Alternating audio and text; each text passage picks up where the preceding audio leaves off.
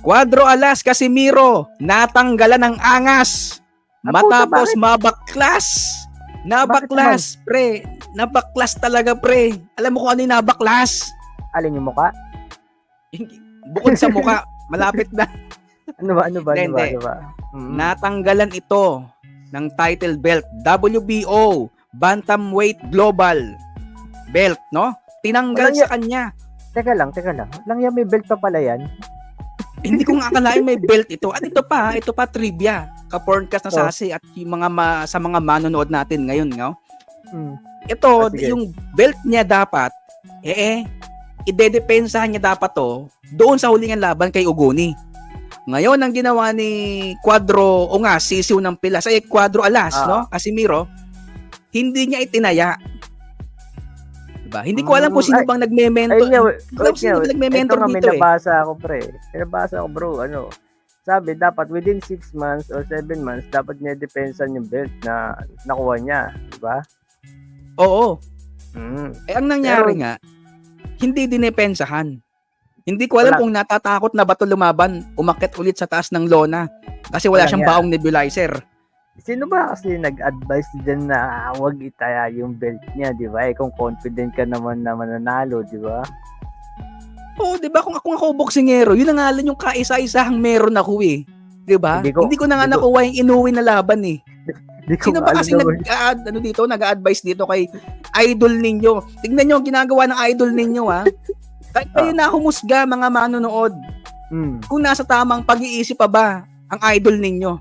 Well, idol din namin yun noon. Ngayon, tuluyan na, sorry. Walang sama ng loob, no? Real talk lang po tayo dito. Ha? Yung mga dati niyang panatiko, yung mga diehard fans na talagang kung makapag-comment, Casimiro lang ang sakalam. Casimiro lang ang dapat lumaban kay Inoue. Ngayon, magbasa kayo sa Facebook. Tignan ninyo kung ano ang mga komento ng dating diehard fans. Na akala mo na brainwash ng kulto. Sinasanto eh. Ano yan eh, parang gumawa ata siya ng parang sekta nila. Sino ba to yung kulto na sikat ngayon? Yung sa may oo, doon. No? Ewan ko kung nasali to eh. Nakatakas lang. Magawa ng chapter yun sa di ba? Mindanao chapter. At abangan nyo kasi tapusin nyo ang video na to kasi bandang huli meron kami mga babasahin komento na talaga namang maraming nang gagalaiti sa ginawa nitong idol ninyo. 'Di ba? At kung sino man nag-a-advise dyan, sino ba kasi nag-a-advise dyan ka-porncast na sasi? Ano ba kasi mga advice ang pinagagawa ng taong yun? Nag-a-advise yata, nasa inuman sila ng habang nag-a-advise yata yun. Yan ang sasabi ko eh. Yan ang nagagawa ng lambanog eh. Before the fight, nakalambanog. After the fight, lambanog. Nawawala na ng ganang promoter sa kanya. Wala nang gustong i-promote siya. Ayun pa pre, yung promoter niya para naghahanap na ng bagong bata. Diba? Bagong prospect. Kasi naghahanap ng bagong prospect. Ang tigas ng ulo nito ayaw mag-cardio eh. Diba? Ayaw palitan yung trainer. Ewan ko kung ano bang pinapractice nito eh. Siguro pinapractice yung bote, no? Ginaganon yung bote, alam mo yun? Sabi nga nung promoter niya, kailangan nila ng trainer, ng magandang trainer, mga facility. Ayaw makinig sa kanila, diba? Ikaw ba yung investor, pare? Mag-i-invest ka ba sa ganyan na hindi nakikinig sa'yo? Na which is nakikita mo naman yung much better yung kakabuti ng race ng karir mo kasi sila tumataya ng pera eh, di ba? Kasi ikaw ayaw makinig sila nagpapasahod nga sa'yo, di ba? Para kinuha mo lang sila para mag-promote, di mo iniisip yung inilalabas silang pera sa'yo, nalulugi sila. Oo. Tsaka yung ginagawa ng promoter niya dati, inilalaban siya sa mga para lang tumaas yung pangalan niya, 'di ba? Lumaki ulo eh. Naging hype eh. Akala niya feeling niya siya na pinakamalakas. Porket natatapat siya doon sa mga itinatapat ng promoter sa kanya para tumaas siya. Hindi niya pa talaga nataabot yung tugatog. Oo. Kaso hype, sobrang na hype. Lumaki ulo, naging masyadong kampante. Medyo naapektuhan nata ng kulay sa buhok. Medyo nanuot ata sa utak eh. Oo, nanuot sa utak nga, pre.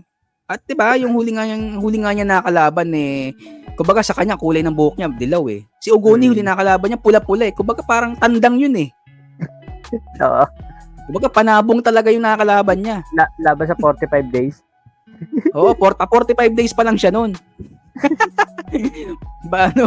Balahibong sisiw. Pero anyway, no? May iba nga tayo. Ano nga ba title niya? Anong pangalan title niya? WBO Global Bantamweight. Hindi siya world. Hindi siya world title. Hindi pa title. alien. Kala ko alien bantamweight eh. Outer Space Federation, Boxing Federation, no? Ang tanong diyan, ito, Ka-Porncast na Sase. Total, tinanggal kay Cuadro Alas, sisiw ng Pinas, ang kaisa-isa niyang hawak na WBO Bantamweight title na sana, yun na lang yung kaisa-isang mag-aangat sa pangalan niya. Na-strip pa. Kanino nga ba ito napunta? Na medyo nag-hold pa sa ranking niya, di ba? Nag-hold pa, di ba? Parang yung umaangkla na onte eh. Number 2 yun na lang nga eh. Umaangkla. Sabi nga ning isang nabasa ko sa mga, or napanood ko nakaraan eh, may napanood ako eh.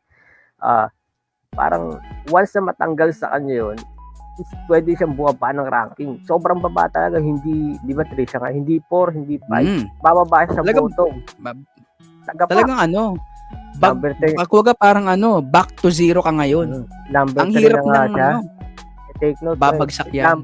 Number 3 na nga, wala nang gusto, hindi niya makuha yung laban na gusto niya sa number 2, sa number 1, sa champion, di ba? Ano pa mangyayari sa kanya? Wala diba? nga, yung bumagsak siya ng todo. Yung pinapangarap niyang nauya inuwi, kahit sa bangungot, hindi yun mangyayari. Pwede naman sa bangungot. Sige, pwede sa bangungot. Mangyayari sa bangungot. Pero talagang bangungot dahil matatalo siya. Yung patagang in your dreams na lang, no? Or in your nightmare yung mangyayari sa kanya, no? At yan din ang sinasabi sa mga komento. Hanggang panaginip ka na lang dahil sa kahambugan mo. Ayun nga. Ano nga ba? Sino nga ba yung maglalaban? Kaninong mapupunta yung belt na yon? Or sino yung maglalaban sa belt na yon, pre? Ano yung mga... napunta yun sa mas karapat dapat. Hindi. Mapupunta pa lang, di ba? Mapupunta. Sino yung maglalaban doon? Paglalabanan yun, si ating kababayan, si Carl James Wonderboy Martin kontra kontra sa isang Thailander, no? At yung Thailander nga na to, medyo matigas ang pangalan nito eh. Ano ba? Ang pangalan nito si Chaiwat Buwat Kratok. Pangalan pa lang talaga napakatigas na. Chaiwat Burat. Matigas na yan. Gago, hindi. Lugi si Carl James dito, gagi. Matigas talaga yan.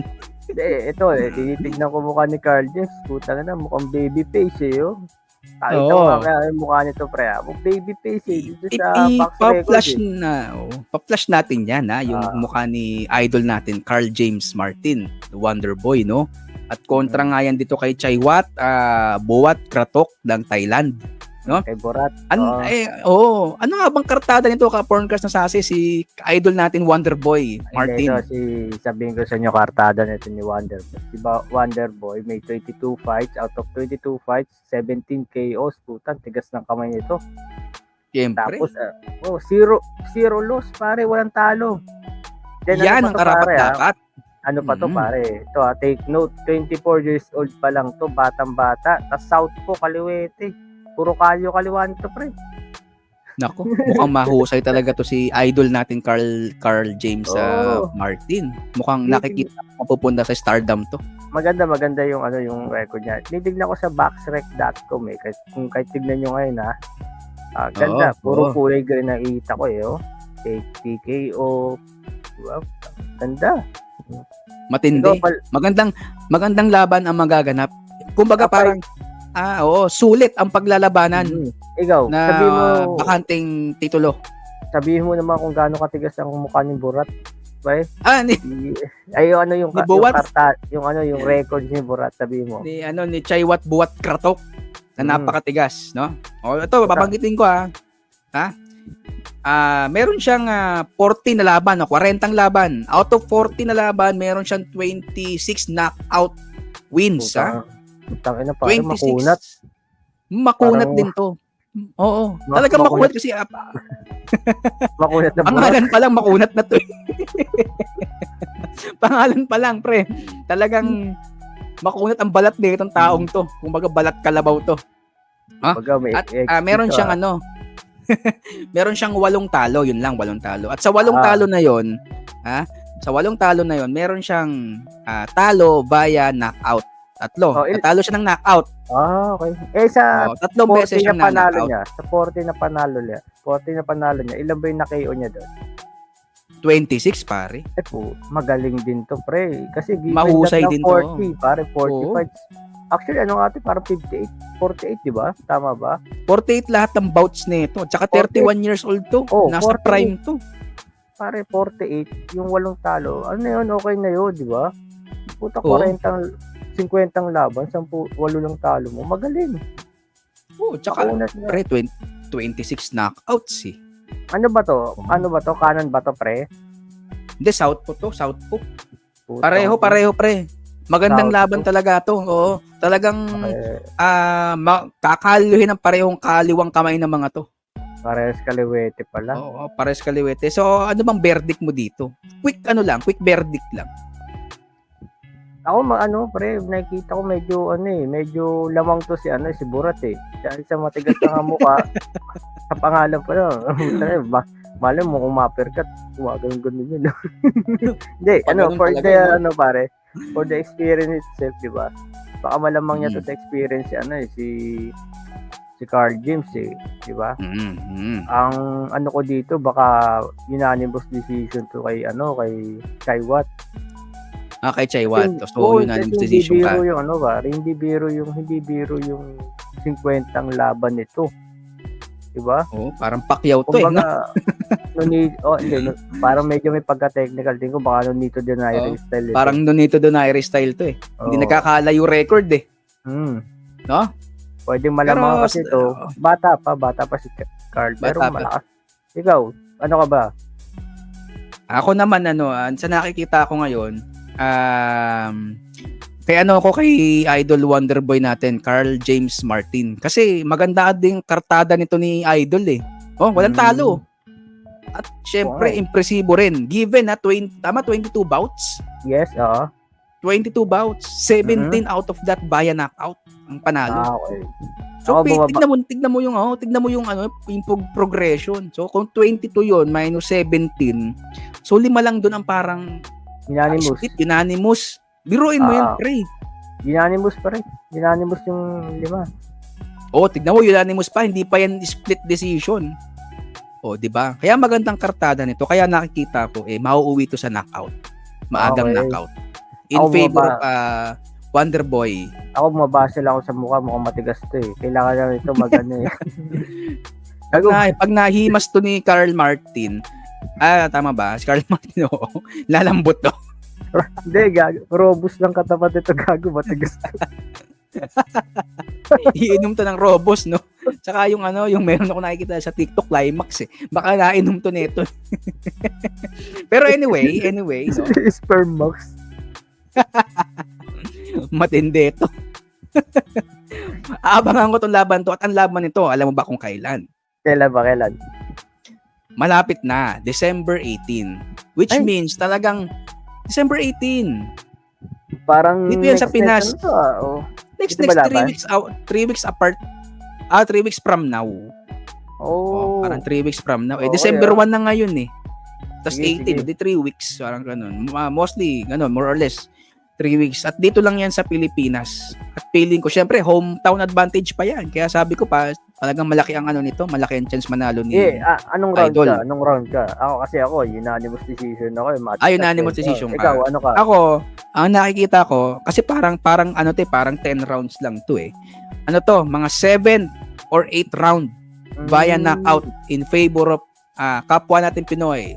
Carl James, the Wonderboy, Martin. Maganda yan. Parang magkaiwalay. Abangan ko to. Magkaiwalay tayo. At pag-uusapan natin yun kung sino ang mananalo. No? Post-fight, kumbaga. Diba? Alam niyo naman dito sa ating porncast, kailangan meron tayong follow-up. bumabase ating ako mga prediction. sa mukha nito. Papadala ko nga to ng papadalan ko to ng Padala mo ng sikreto mo. Titan gel. Yari. Ay na, malanara yan. Malanara yung bata mo, Jel. Kasi, pero yun nga, mabalik tayo sa usapan, kay tungkol dito sa inyong idol na si Cuadro Alas, natanggalan ng belt nun. O tignan niyo yung idol ninyo kung nasa tamang katinoang pabayang ginagawa ninyan.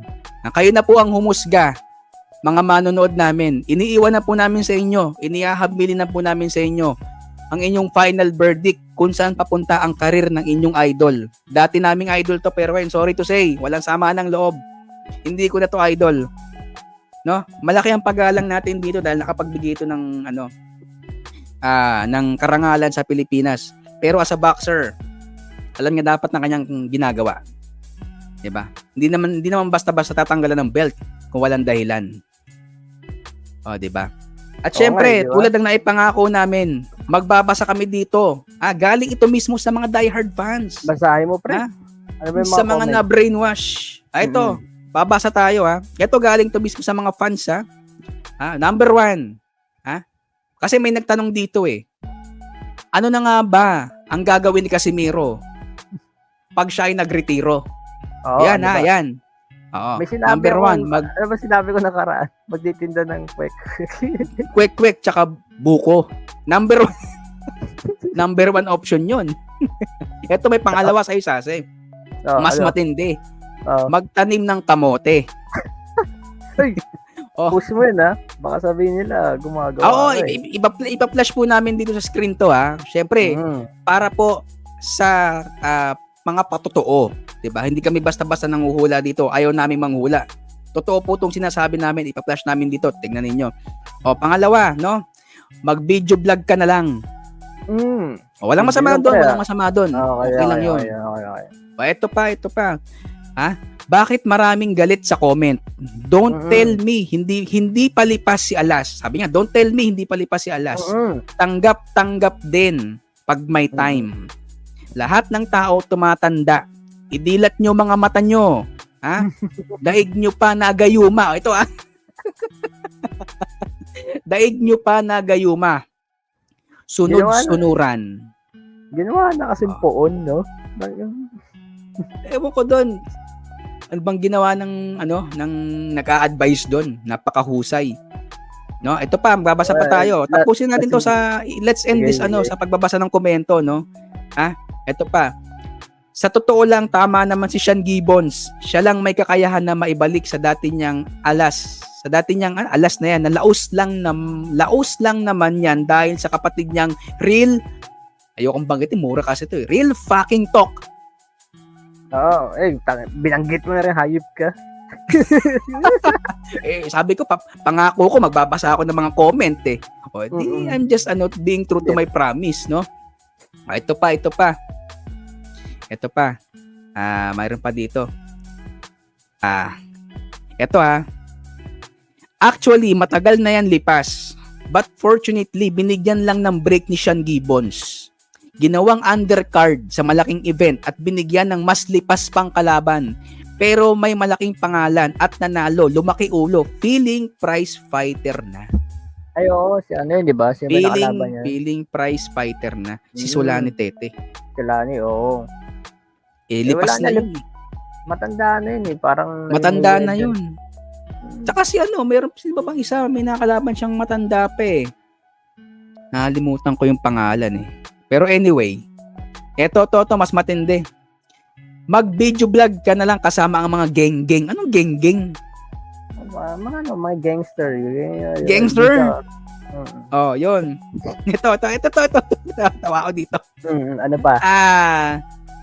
Change ring name from Angas ng Pinas to Tune Up Pinas. Joke lang. Sa tune up lang kasi magaling no? Tune up fight lang daw magaling Tingin ko, if mag-retire siya, ang best niyang gagawin is ituloy niya lang yung video vlogs niya at alagaan ng mga invest niyang business. Maganda to sinabi Merong positive pero kinontra. At iwas sa sugal. If meron siyang ganung bisyo. Para hindi mawala pinaghirapan niya. maganda naman din achievement niya kahit paano. So, good sa daw yun. So, parang sinasabi niya, magretiro ka na. Oo, habang maganda pa record mo. Kasi parang Oo. 5 winning streak ata siya ngayon, di ba? Oo. Ano pa to? Eto Ito. Mag-request sa promoter niya ng mega fight at big money. Kung hindi kaya ibigay, retire na. Pinagtatawanan na lang siya ng dati niyang fans. Wala na makaka-request ng big fight. Kasi nga yung promoter niya, ito take note mga pare, yung mga promoter niya, gusto na ngayon, nakipag-usap na kay Wonderboy. Gusto na siyang palitan. Kaya nga. Kahit naman ako promoter, mas pogi ito, tsaka mas bata eh. Tapos wala pang talo, di ba? Walang talo. Hindi pa maangas, silent lang na. Oo, di ba? Talagang parang walk his talk, parang he preach what he teach, parang ganun. Ito pa pinakamatindi, last na comment dito ako pinaka nakakatawa. Ano ba? Ito ako natawa. Magtanim ng kamote at kangkong, tapos manghuli ng palaka at daga. Grabe naman yun. May pera naman yan ka-Japan. Oh, iyon galing sa mga diehard fans niya before. Na ngayon, tumutulig sana sa kulto. Wala kasi masyado nung nahanginan kasi, tsaka yung chemical ng kulay niya, pumasok na sa utak niya. Di ba? Nagkamali ata ng ginamit to, dapat ginamit nito Revlon sa ulo. Ewan ko yun, nabibili ng ata sa mga palengke, alam mo yun, tigi 15. 20, 15. Oo, naapektuhan nata. Pero anyway, yun nga, no? Pre, sino nga ba may idol dyan? Si 21 ba may idol dyan? Ako si 21. O ngayon, mapapanood ni 21 to. Baka, actually, ayun nag-chat tayo sa 21 pare. Yung sabi? Yung brief niya kay Casimero, tinapon na niya. Tinapon na? Tumiwalag na rin. Mahal na mahal niya yon, yung brief na yon. Inaamoy-amoy niya yon. Pagkatapos siyang umuwi sa trabaho, pagdating niya sa bahay, ang unang gagawin niya ni 21, hahawakan niyo. Kasi laminated yun Laminated yun, mga ka-porncast natin, yung mga viewers natin. Ito, totoo to Laminated yun. Siningi niya yon pagkatapos manalo ni Casimiro kontra kay Sulani Tete.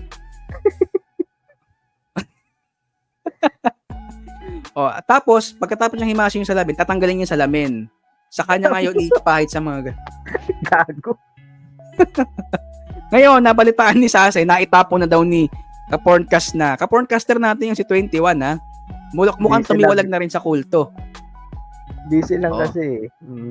At ang balita ko, pinampahi daw ng tae ng pusa sa baba, yung brief ni Casimiro. Sabay dura. Goodbye. Biruin nyo tiniis niya ilang taon yun ang asim nun. Na mekos na, no? Na mekos na. Joke, kidding aside, no? Pero yun, anyway, para bago pa humaba itong usapan natin, yun na lang, no? Ipagdasal na lang ninyo ang inyong idol na bumalik sa katinuan. Tanggapin na po natin, wala na po. Malabo na. Given ang edad niya, 34 na. Wala na. Sadsad na record nito. Sadsad na talaga. Matatanggalan na siya ng belt. Babagsak na yun from number 3 to something. Wala na sa top 10 wala na yun. Wala na sa top 10 yun. Kasi ito, pangit na ng record niya. Number 5 to si Chaiwat. Si Borat. Tapos number 5 din ba to? Si Tarob. Number 58 sa world ranking. To si si Martin, si Chaiwat, number 281. Sa nila,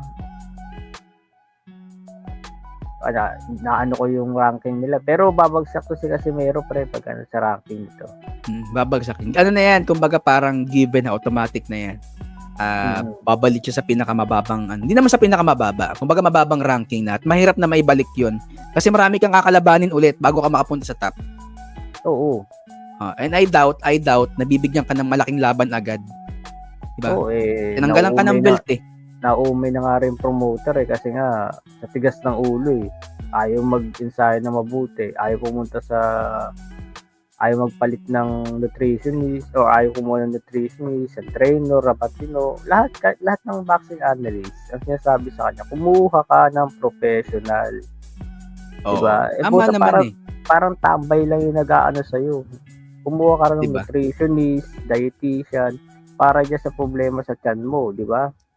Dyan sa hika mo, magpa-check up ka, baka may tama ka sa baga. Oo.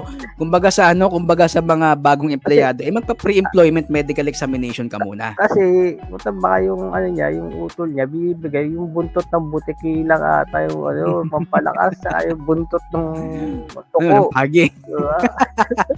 Pinapalo-palo sa abs, no? Ginaganon. Kapatid, meron tong dasal, ha? Maniwala ka, manali ka sa akin. Parang full to tawag dun. Di ba? Oo.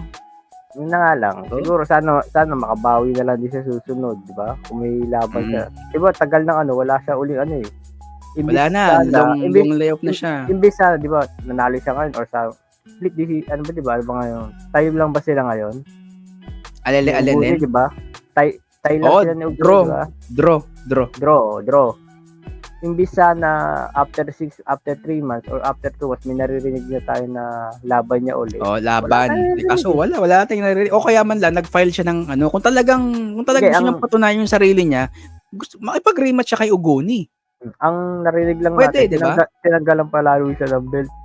Oo, tinanggalan pa ng belt. Diba, after ng fight kay Ugoni, kung hindi niya tinayo yung belt doon, kasi ilang buwan nakalipas Matagal na yun. 2 months, parang 2 months. Di sana, nag-file siya ng sabihin natin na may laban ako next baka ma-extend pa yung kasi tataya niya yung belt doon, di ba? Tsaka wala talaga walang kasi meron naman mga lalabas yan sa Google kung sino ang baka wala nang gusto lumaban din kasi nga sabi ko nga sa'yo, wala nang hatak sa tao rin sa ibang bansa, di ba? Parang hindi na interesado sa kanya. Yung nga tulad ng nabanggit natin sa huling podcast na wala nang gustong lumaban. Kahit si Luis Neri, yun na nga lang sana lalabanan niya, dating world champion din yan. Umayaw na rin sa kanya kasi wala ring bilang Wala siyang mapapala dun walang ambag sa sa ticket. Tsaka kumbaga, kahit ako lang mapapala sa'yo. Sa pay-per-view, lugi. Diba? So, yun, no? Bago pa humaba itong usapan namin, tulad nga ng nasabi ko, mga giliw nating manonood, kayo na po ang umusga. Iniiwan na po namin sa inyo ang inyong mga verdict tungkol sa inyong idol, no? Wala pong samaan ng loob. Kayo na pong bahala. At syempre, abangan mo ang aming susunod na video na talaga namang entertaining ulit, no? At syempre, wag mong kalimutang i-hit yung subscribe button para lagi kang updated pag may mga ganito kaming sports, real talk na may konting entertainment para masaya ang usapan natin sa sports, no? Pansamantagal kami magpapaalam ulit. Magkita-kita tayo sa susunod na podcast. Ako ang inyong lingkod at ka-porncast na Omar. Yun, bago nga pala magtapos, sabihin ko nga lang, good luck sa laban nyo, Carl James, saka yung sinusuporta ko si Burat, Papadala ko yung dyan, yung sekreto mo. Titan Gel. Papadala natin Titan Gel, tsaka Spare Max yan. Before the fight. Yan. Para alam nyo na, yung mga manual natin. Good luck sa inyo. Bye-bye. Bye-bye. Yan yung ginagamit niya, alam nyo na. Order kayo sa kanya. De, joke lang. Bye-bye.